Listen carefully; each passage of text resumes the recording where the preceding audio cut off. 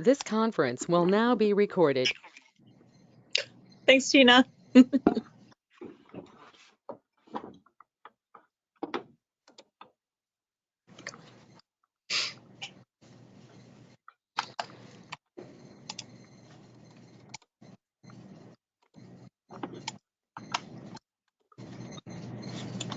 We'll give it a couple more minutes to see if anybody else joins, and then we'll get started. That's good.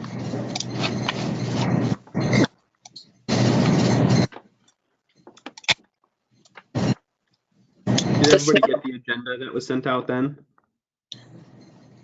Yeah. Yep.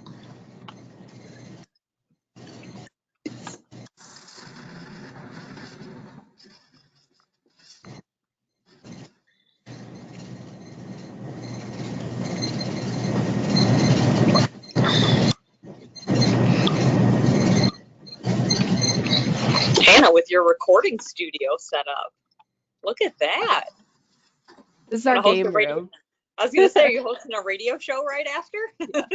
I got this new mic because when I used my other one, this is like the silliest reason, but it would like attach to my headphones, and when I would try to eat snacks, it would get in my way.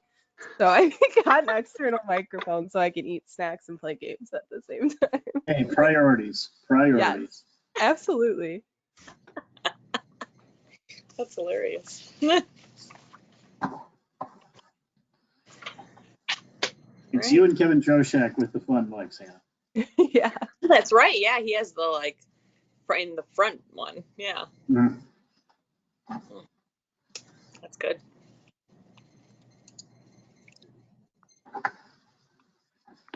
Spencer, how much snow did you guys get? Because Metro Detroit got hit hard. Yeah, we got about 4 to 5 inches over here. So I had a 5K scheduled this past Saturday that I postponed because it was supposed to be a wind chill of below 0.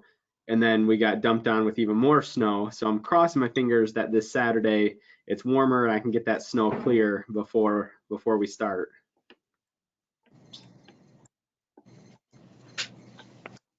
I know down here, I think we got 10 inches is what they were saying. 8 to 10, somewhere in that range. Yeah, I think by the end of the day, we'll probably have 10 here, but now it's a little bit at a time.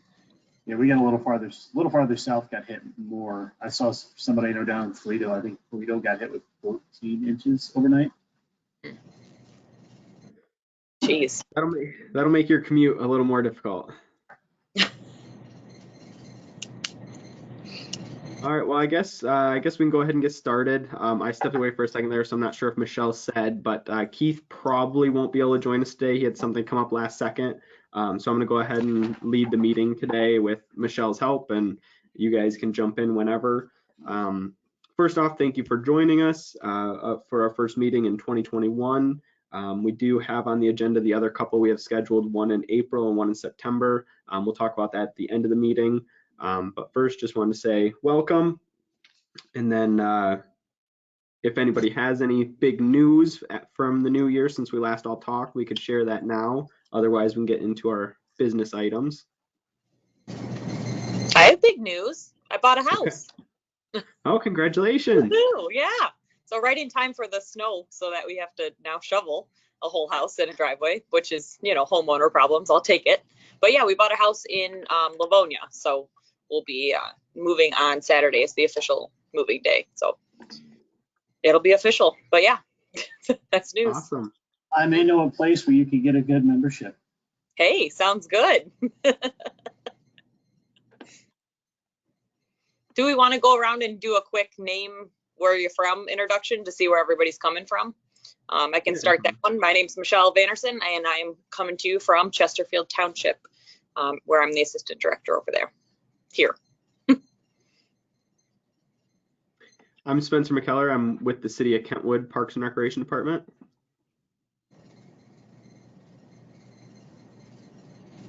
I'm Ethan Engel. I am the athletic coordinator with Livonia Parks and Recreation.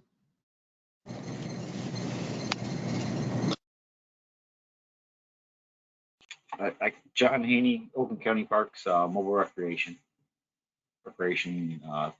Program Supervisor. I'm Hannah Fogarty with Farmington Hills Special Services. I'm a recreation specialist.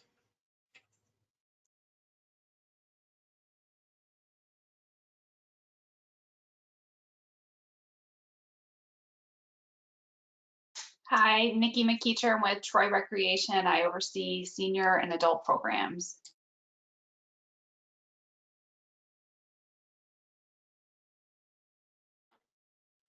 It looked like Justin might have taken his mic off, but I didn't hear anything. Did you guys?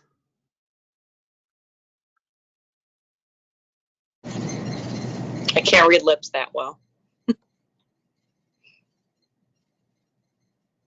Yeah. There you Yes. go. Okay. So I'm Justin Levexi. I'm with Auburn Hills Parks and Recreation, and I'm the youth coordinator. Awesome. All right, so for our meeting today, we have a few things to go over. We wanted to review our goals for this upcoming year.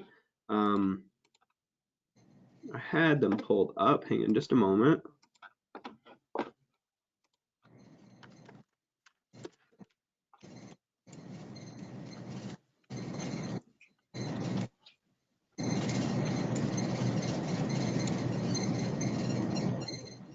So some of the goals we had for this year are to encourage our members to get involved with other groups and with mParks in general as well.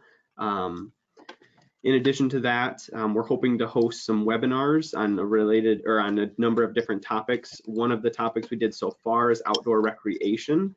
We did that about a month ago now, in early January. That link is available. It was recorded. That's on YouTube. I'll put it into the chat here if anybody wants to check that out. Otherwise, we can include that with the minutes as well. We had over 30 people signed up live, which was great. And then we've also had it viewed a few times on YouTube as well. One thing that Keith and I both really liked about this is that the presenters for the webinar were some of the people in our new professionals group, or they were new professionals just in general. And we really like that. You know, there's a whole bunch of people that are heavily involved in mParks, and you see them on a whole bunch of webinars, and they're great to talk to. They're good resources.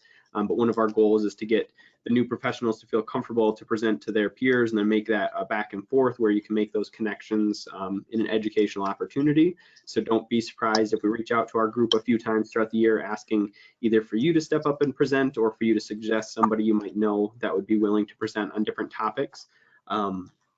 Along those lines, does anybody have any topics they would like us to see or see us pursue to try to get another webinar set up here in the next couple of months on it?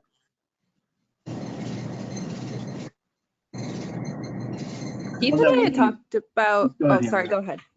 No, go ahead, you first. Okay. Keith and I had talked a little bit about an esports webinar, and then that kind of stopped. But when we were prepping our esports session for conference, we had a hard time fitting everything into just an hour. So we're planning on doing an esports webinar that you guys are obviously more than welcome to jump in on as well. That is on March 11th, I think is the date. We haven't talked too much about it yet. Let me just confirm. March 11th at 10 a.m.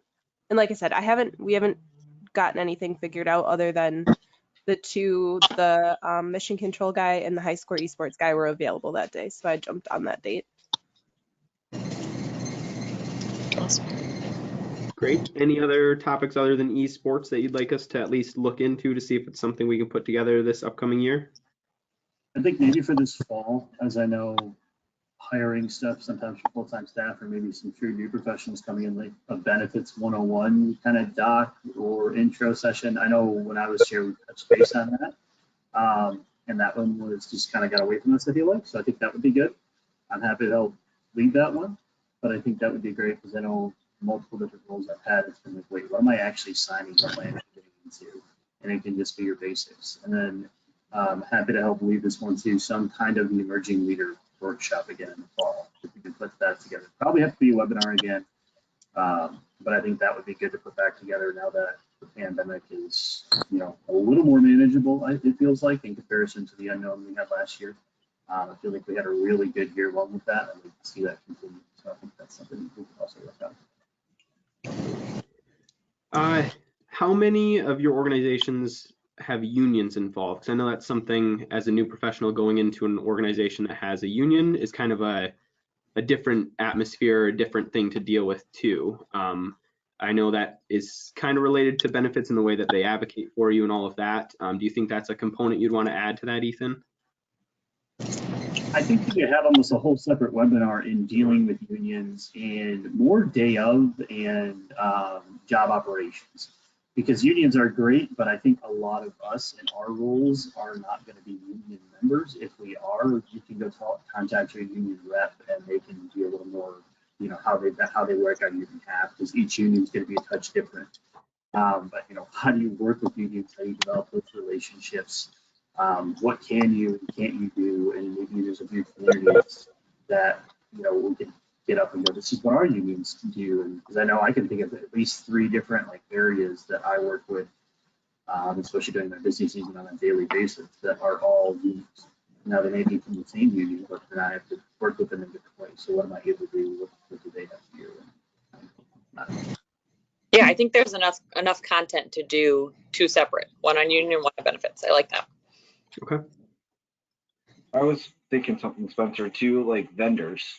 Like when I started at the county, like you kind of start fresh, but you know, as people go on, oh, 1 second, Dan, but vendors would be a good one, I think, to do like some webinar on to just to share our information that more people have learned on and stuff. So we're back. I think to go off that, you could throw, you know, bid processes onto that too, vendors and bids. I know that was a brand new process for me, and so being able to explore other bid options, I've been able to write a couple now. But John, that's a great idea. I think you could throw bids right into that, because a lot of the vendors we could be working with, we could write specifically for certain bids and things. Definitely. I had something to go off of Ethan's kind of. One was like investing in retirement, because if you work for a municipality, you can get a 457, and I don't know like if people realize that, or like I wish I would have known as soon as I graduated from college that I should have been investing more, because it would help out in the future. And then I had something else, but I forgot. So I'll think on that one. Well, we're always here. If you guys think of something after the meeting, just shoot an email to Keith, Michelle, and I, and we'll add it to the list and see what we can put together.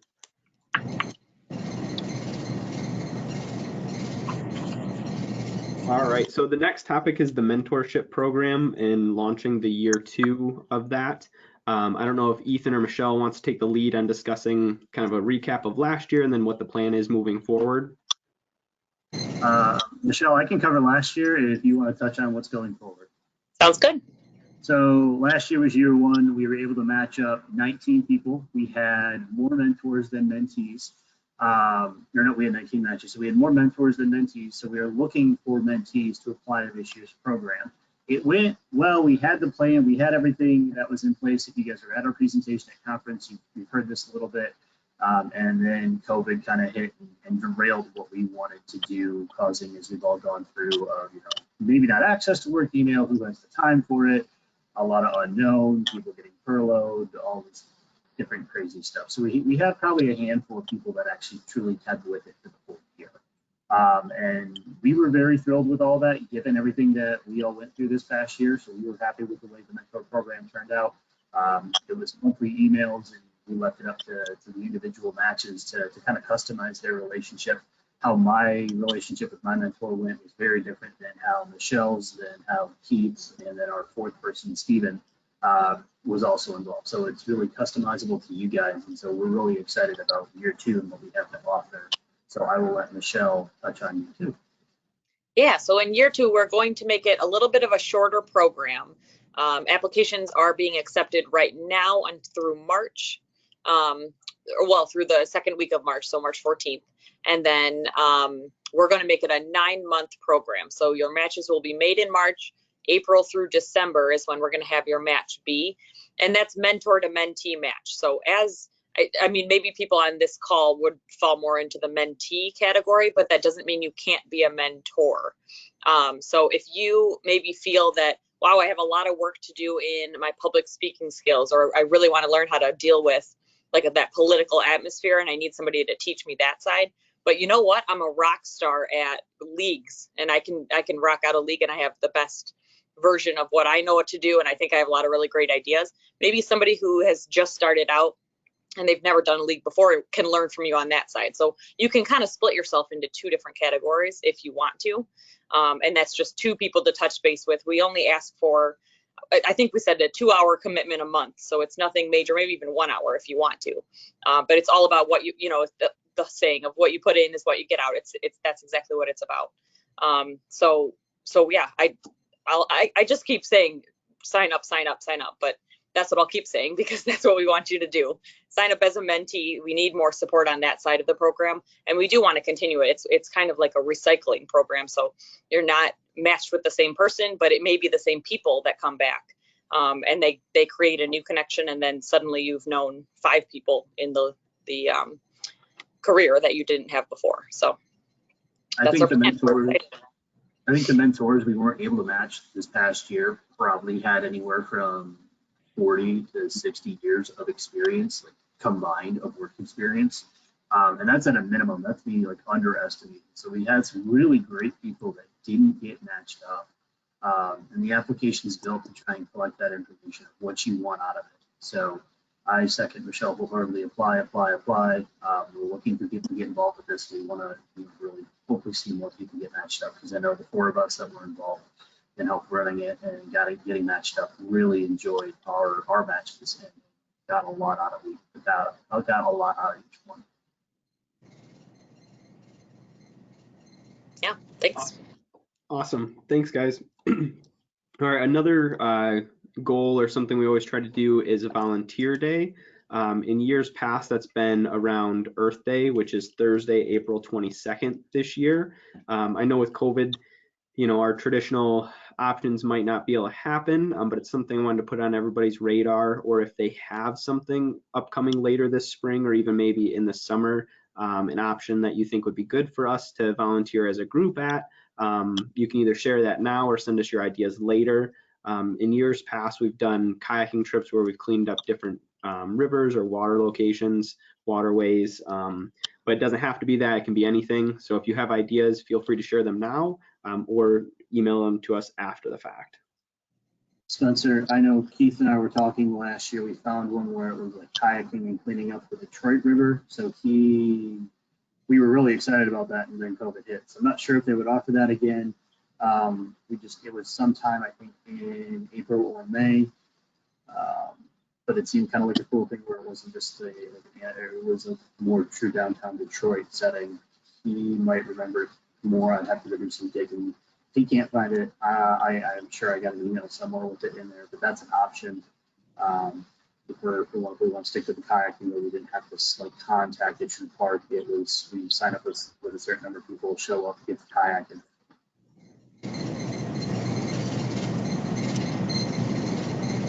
Yeah, I know the other question around a volunteer day is when and where to do it. I know our group is from all over Michigan, so picking a weekday it doesn't really matter where. When we pick a weekday, it somewhat limits the availability of our group.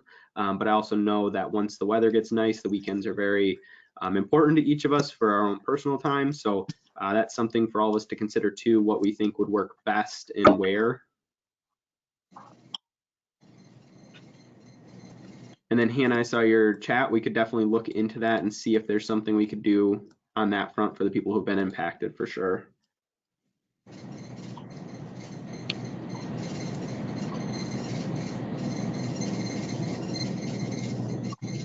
There is All right, always so the clean up the highway. There's always the clean up the highway option too. I've done that in past years, so there is that option. If we wanted to look at that, picking something maybe a little more central state-wise and finding a weekend to do that. It's about a half-day commitment to clean up the stretch, and that way we can get your name on the board kind of thing too. Yeah, when I've talked to Keith a little bit about this, I think what we want to do is put together a survey of a couple of different options of what we can do. So we're going to research, maybe one is the Detroit River, another could be helping people who have been impacted by COVID, maybe another is the highway cleanup, and then a few days and times that people can pick what their favorites are, what will work best for them, and then we'll try to do the one that works for the most people from our group. So look for that to come out in the near future, to try to put something together for late spring, early summer. Hopefully COVID continues to get better and getting together is a safe option. Now on to the next topic is our roundtable discussion. The first big thing is conference. I thought I'd start with my thoughts on it and how it went for me. I was able to attend. It was left in our budget, but it was only left in our budget for 2 of us out of our, normally our whole staff gets to go to conference. So I was thankful to be able to attend. I think there were some great topics, good presenters, but definitely prefer in-person conference. My biggest struggle was putting my normal work on pause and being able to focus on conference.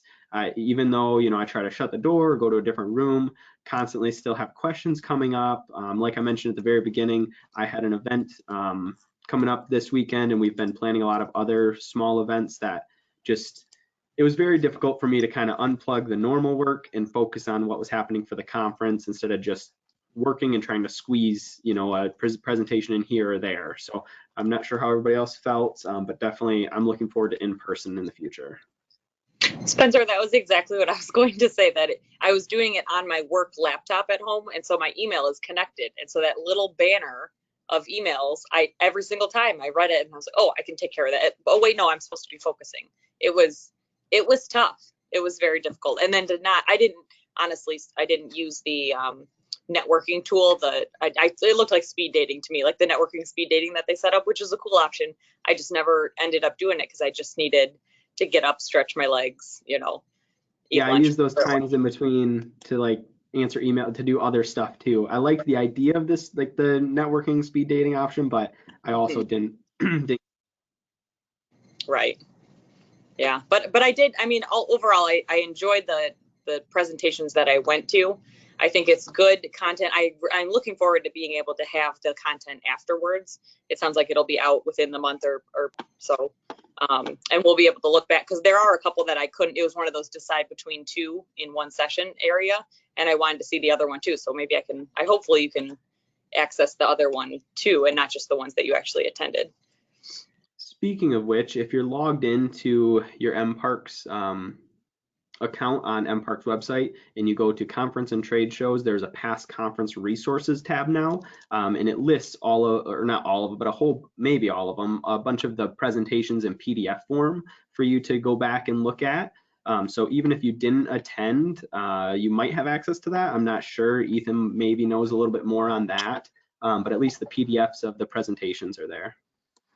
I just pulled it up right now, Spencer. I didn't actually know they had this up here, but it looks like it's all just PDF or a PowerPoint presentation out there that you could click through. So you may not have all the notes or things that the speakers cover, but you are able to at least see some of the PDFs.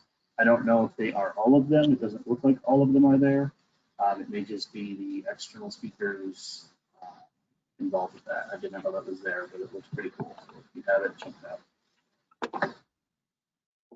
Was anybody else able to attend?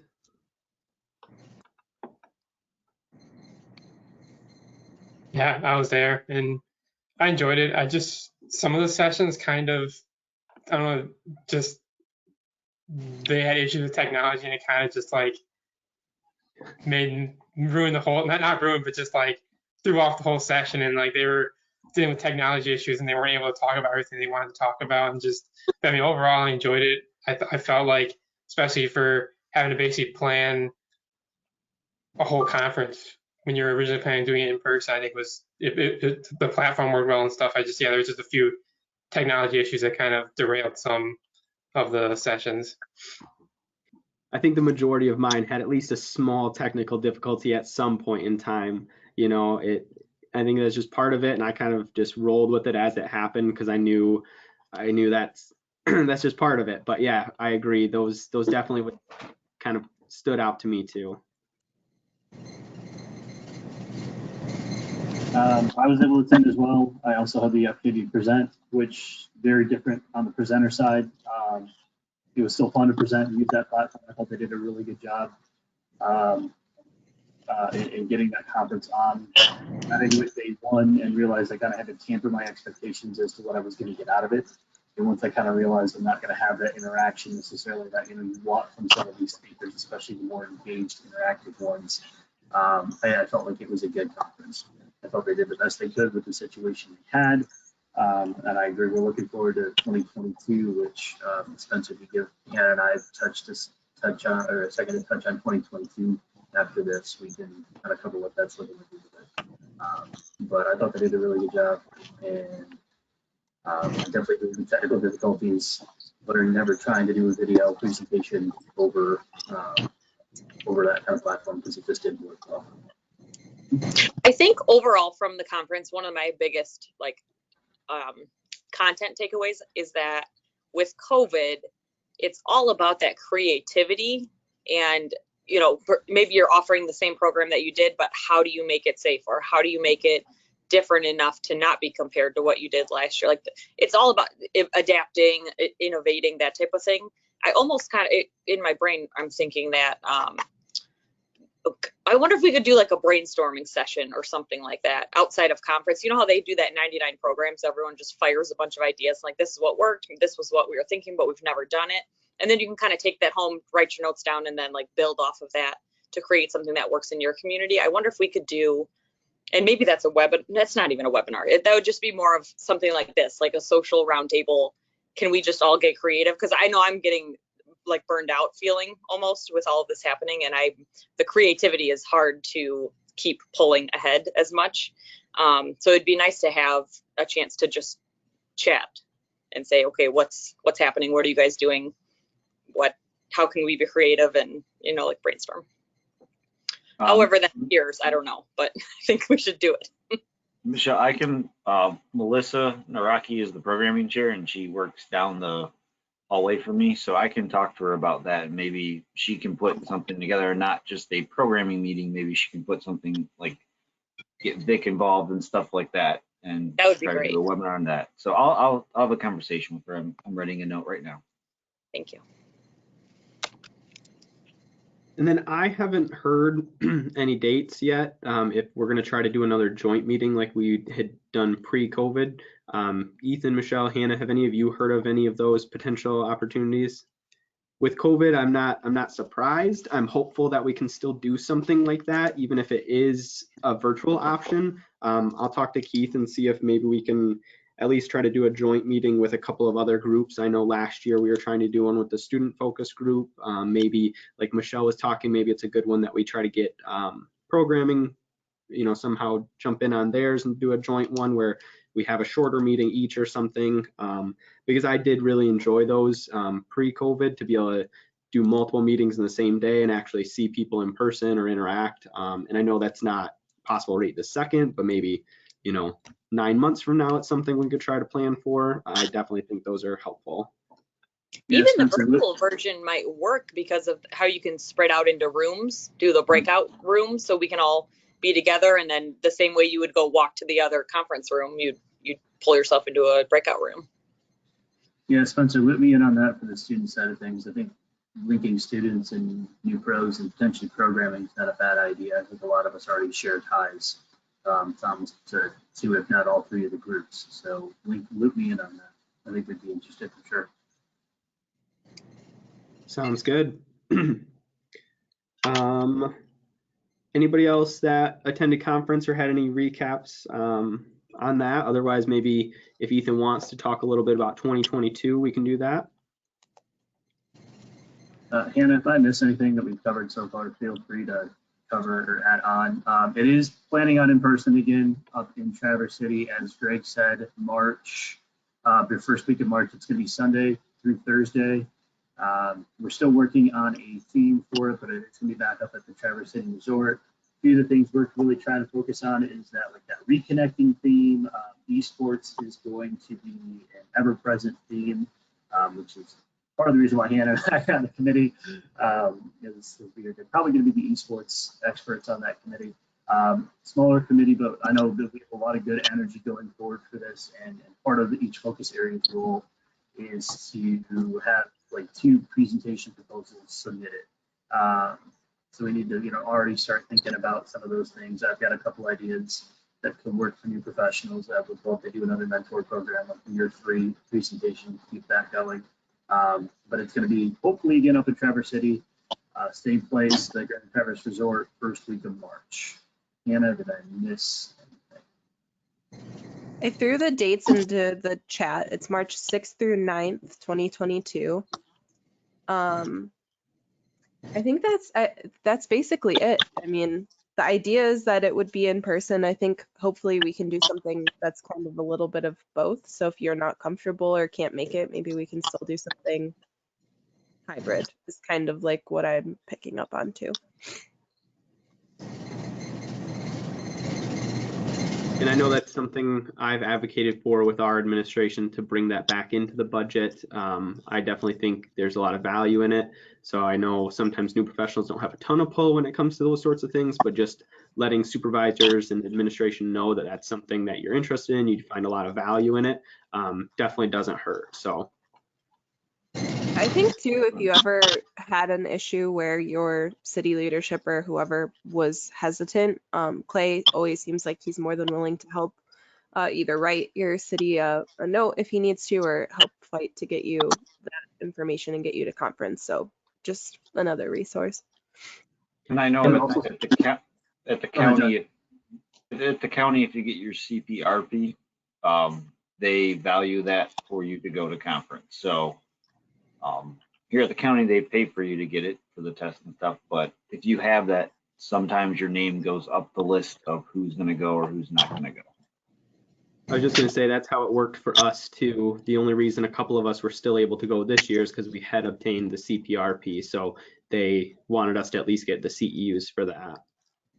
And I think you can look at this year as well too, as a way of comparing. Okay, I was able to attend virtually this year, and while I didn't get as much out of it as I could have if I was able to go in person, that could be a pitch we could use to try and validate some of the rationale to keep you guys, or keep the conference funding there.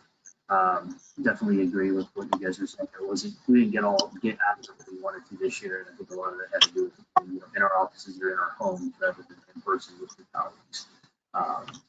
So hopefully we're able to do this in person. We're excited about it. Greg Grothaus from St. Joe's is the chair. So we will, once we get more information, we will share, but start thinking of presentation ideas, whether you guys want to present or of somebody that you think would be a good fit. We're always that proposal session is up live right now. I know that for a fact. So we have each focus area, again, like regional group is supposed to submit. Hasn't always been the greatest by all the other groups, but let's see if we can do that for new pros. And That's Justin, right. Justin, you can possibly apply for your CPRP if you use Oakland County, because you worked for me for a couple of years. So you might not have the full-time there, but you might be able to apply for it and be able to do it just because you worked for Oakland County for those many years. So doesn't have to be full-time. Like you can kind of, if you need a letter from me to be able to apply, don't hesitate. All right. Awesome. I was just going to say, if you have a brilliant idea for a conference session, go ahead and put our new pro's name on it so we get the credit for having our area send in one. And I know we're all happy to help if you need anything when it comes to wanting to present. I know new professionals, sometimes that's, you're not sure that you should, or, you've only been in the field for a couple of years. So do you have enough experience to present?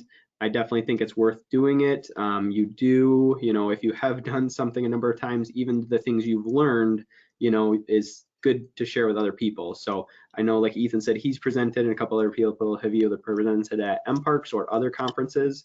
And it's a good experience on either side, the presenter or the attendee. So definitely do that. And if you need any help or anything, we're here for you. Any other news? Like I said, we have a couple of dates already on the calendar, April 13th at 10 a.m. and September 9th at 10 a.m. for our upcoming meetings. We'll be sending stuff out in between that. I know Keith and Michelle and I have talked about trying to do a couple of things in between that, even if it's just more social, getting new professionals involved, either for these webinars or just other times to touch base in between. So we want to continue to build that. I know when you only meet a handful of times throughout the year, it can kind of get disconnected, especially as we all get busy in the spring and summer. But we do want to be intentional about keeping us connected and just sharing ideas back and forth. So if any of you have something that comes up or you have an idea of how we can all hang out, so to speak, even if it is virtually, feel free to send that our way as well. Any other news from you guys? One thing we're trying to do in Northwest, which at the next board meeting, we want to see if we can get students involved and be free to come to these. Like, could we have a, like, you know how they have a student for NR or mParks, and they can come to conference and stuff like that. We're trying to see if we can do something where a student could sign up and come to the Northwest meetings. Obviously, it'll be easier now that we're on virtual, but you know, could that be something that you guys also look into? Like, I'm just thinking, like, this is good conversations that we're having, and you know, they're going to be coming into the field. So I don't know. I'm going to bring it up at the board meeting next time, just to see if that is an option. John, to touch on that thought, we have tried in past groups. I know Spencer's been involved with the student group. I'm the chair of it right now. I put my email in the chat for you. If you want to reach out and pick my brain on some of that stuff, go for it. We can give you some of those connections at universities. This year, it has been very tough to do anything with the students, as I feel they are very much tapped out virtually. And so we can barely get them to attend some of the student focus area stuff. We include it, and I don't even have a single student attend any of our focus area meetings. So more than happy to pass that information along. Maybe that's something that you find the magic key that works. Please tell us so we can try the same thing. Like, we've talked about moving our focus area meetings to at night, to on campuses. It's been a challenge to get them involved, and this year in particular. So maybe Ethan had. Yeah, maybe Ethan has an opinion on it too, but I know at the university level, the students aren't able to do their normal activities. You know, rec classes will ask you to do volunteer hours or to put on an event on campus or do those things. The students aren't able to do that this year, and that's where some of the professors or even some of the students that we've worked with in the past would be able to build relationships with the younger students and encourage them to go to this stuff. But because they aren't able to do all of that normal stuff, it's been tough to get them involved. Yeah, I just saw that there was a lot of students at conference, it seemed like, this year. So, you know, I figured maybe we ride that wave a little bit since they did attend conference, and maybe that would be the change. I don't know, because in a couple of the sessions I did, or I was on the board, a lot of them said, yes, and those are your outgoing students. You got the high flyers and stuff that'll probably come, but then you're like, you know, your lower ones that sit in the back of the classroom, they probably won't come. But I was just thinking, no. Well, John, this year they had a scholarship to attend. So in normal years when it's been in person, they are quote unquote attending. They're volunteering. They're not maybe getting to attend the sessions they want to attend. They're session monitors. They're doing other things. So this year because it was virtual, we were able to get a scholarship for it. So we had 20 students attend just to attend. Period, attend, nothing else involved. So there are students at conference. At the Novi conference, I think we had 30 to 40, something like that, somewhere in that range, Spencer. Because it was a more of a closer conference to state where they could commute in, and same thing for Central, where they could commute in campus. I'm not saying don't give it a try. It's just you saw more students this year because they were able to truly attend rather than try to bounce between sessions and pick stuff up and help out mParks. They've got a different role when it's an in-person conference versus attending it virtual. I know we sound negative, but that's we definitely encourage it, and we want the students to get involved in those different focus areas. So that's awesome that you're thinking about that and encouraging them to come. That's something we've been trying to do, and I think we're just sharing the struggles we've had this past year. I think we've just kind of hit that point where we're like, man, we want them to do this, but it's been such a struggle. So having other groups also advocate for it, I think would only help us. So definitely, if you need anything, like Ethan said, he's the chair. There's a couple of other people on that committee too that are, really excited about getting the students involved. So if you need any help with that, definitely reach out to Ethan and we'll try to make it happen for you. Also, please include Brittany Trout as she is the vice chair for that group. So I see her on here. So include her because then she can kind of take whatever momentum you get and enroll with it for next year. Because we would, again, I think we have every single person in the student focus area that wants to engage those students and have been incredibly creative in trying to find those ways to do it. And I agree with Spencer, we're not trying to sound negative, we just hit this limit of what else can we do to get these guys involved? And we're tapped out to a certain extent. You can only lead a horse to water. You can't make it drink. I also saw Hannah's suggestion of a raffle, and I agree, like free stuff for college kids was always nice. I remember when I was in college, any kind of free stuff was awesome. So we can definitely explore that. Maybe at our next student focus group meeting, we can talk about what that might look like and see if we can come up with something. All right, any other news or suggestions or observations you all have had since we met last? I want to advocate for anybody who's looking to get involved in a leadership position to start thinking about it now.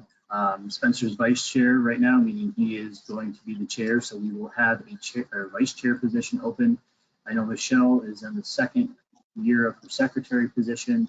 I'm not sure if she's given any thought whether she wants to come back or not in that role, so that could be a position that could be open as well too. These are great opportunities for new professionals to kind of gain a little bit of leadership. It's, Spencer and Keith and Michelle has done a great job this year kind of guiding the group. I took over last year as chair and kind of started a direction. They've continued it in with it, so I've loved that you guys have done that. If you're looking to get involved, it's not all that much of a commitment in all reality. It's really up to you guys and how you want to set the standards for the group, but it gives you a chance to add something to your resume, put yourself in a leadership role, and it is a lot of fun.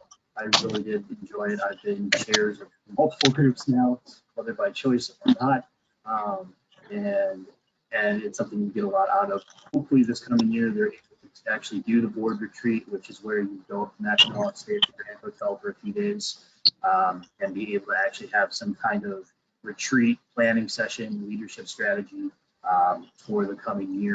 This year, we had like half the board went up, or half the leadership group went up, half of them didn't with the pandemic. So I would highly encourage you guys to look at that. Elections normally happen in April. So if you guys are interested or have any questions, Keith, Spencer, Michelle, myself, Brittany, Hannah's a chair, I think, of another group as well. We can we're all happy to kind of touch base on, hey, what does the chair look like? What's the secretary? What's the roles? And give you some other ideas. Because I know the new professionals group is something we want to be able to continue and grow. That was one of my goals, and you guys did a great job doing that. So props to you guys for getting us through year to year with all of this. I'll make sure people know the opportunities there to take on a leadership role.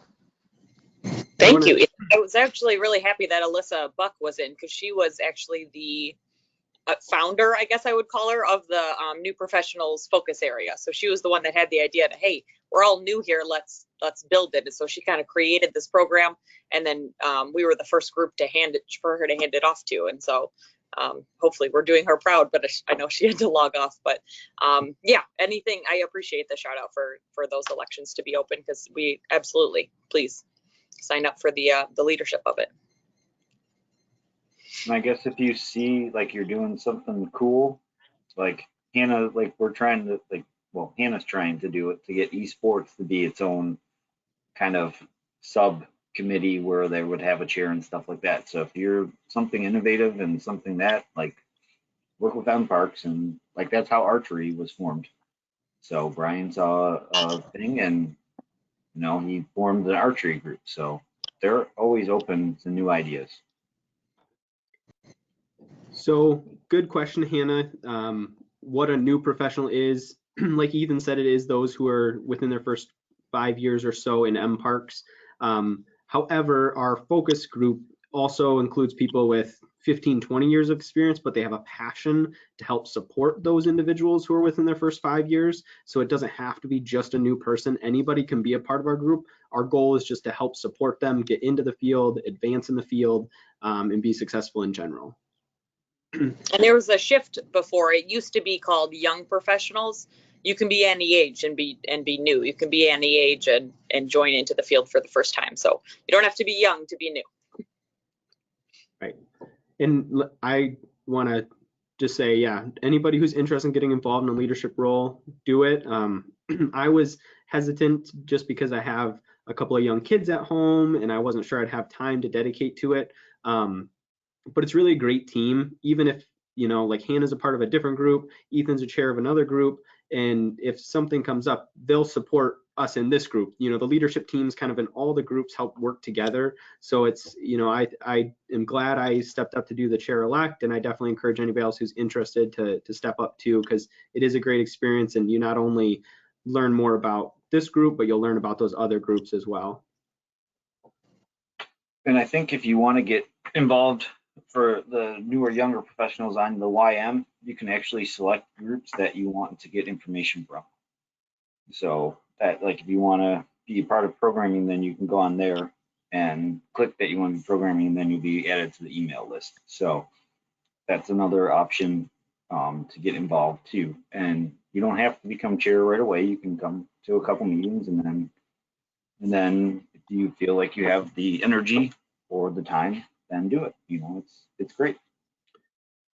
Yeah, I'm on a bunch of those lists, so I'll try to pop into a couple of other areas. Like I've joined the programming one before, I've joined the youth and teen group before, but I don't have enough time to dedicate to going to all of those, so I might only go once or twice here or there. But it's just nice to kind of join and see what other people are doing and hear from them, even if you can only join once a year or not at all, but you get the email updates and you can kind of see that too. So yeah, I've asked for information on a bunch of those, even though for the most part I'm involved with like the students and the new professionals. But for those of you who don't know what YM is, it is the mParks like LinkedIn version. If you have an mParks account, you have one of these. They are highly encouraging everyone to use this. It's one that we were told to try and get our groups to go through this rather than sending out the mass emails. So if you haven't checked it out yet, I've connected with a lot of people on there, had chats, shared items, shared documents. Just so you guys know, when you say YM, it's the mParks version, social media, LinkedIn option there. And then I don't know if you guys are part of National Parks and Rec, but they send out a blog each morning, which you can sign up for, and it's like questions of everything, like from dog parks to building your facilities, and it's just good experience. And if you have a question, you can put it on there. I think one time Southfield put, where can I find a used Zamboni, and they put it on there. But it goes through the whole country. So if you are not a part of that, go to NRPA.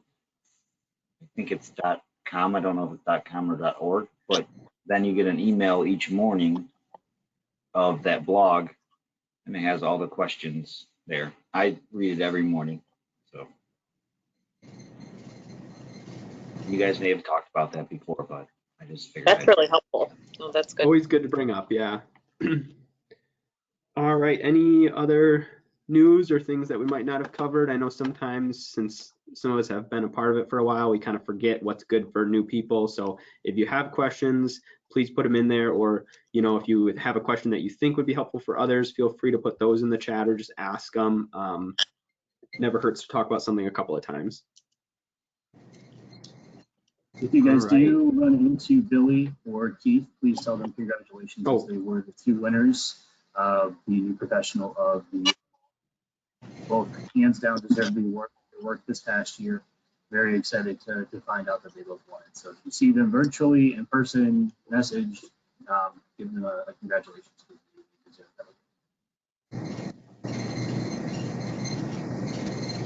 All right.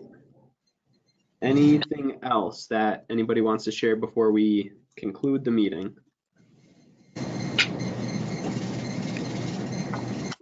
All right, well, in that case, thank you all again for attending. I look forward to the April 13th meeting. Please put that on your calendars. We'll include that information again with the minutes from this meeting, maybe a link to the conference resource page, and some of the others. So like I said, if you have anything else that comes up in between now and April 13th, feel free to reach out to us. We're always here. Otherwise, look forward to seeing you all then. Bye, everybody. Thanks. Yeah, have a good day, everyone. Bye, guys.